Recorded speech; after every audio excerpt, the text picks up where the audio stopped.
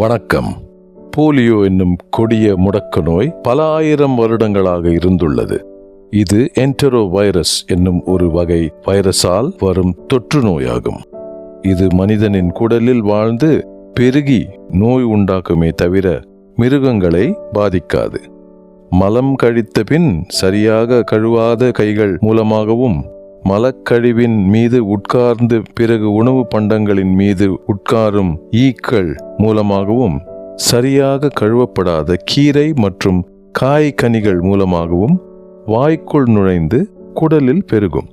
பிறகு இரத்தத்தின் மூலம் தொண்டை, மூளை ஆகியவற்றை தாக்குவதால் விழுங்க முடியாமல் கை கால்கள் நிரந்தரமாக முடங்கி மூச்சுத் திணறல் மற்றும் வலிப்பும் ஏற்பட்டு மரணம் வரை நேரலாம். இதற்கு வைத்தியம் கிடையாது.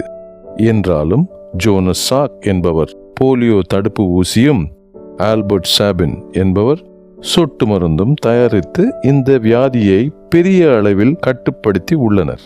உலக சுகாதார அமைப்பும் ரோட்டரி நிறுவனமும் இணைந்து செயல்பட்டதால் 2011ஆம் ஆண்டு இந்தியா போலியோ மரணங்களை அறவே இல்லை என்ற நிலையை அடைந்தது. உலகம் முழுவதும் போலியோ சொட்டு மருந்து பல கோடி குழந்தைகளுக்கு இலவசமாக வழங்கப்படுகிறது.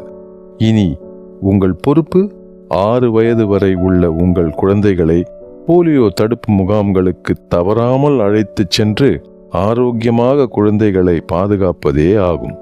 நன்றி.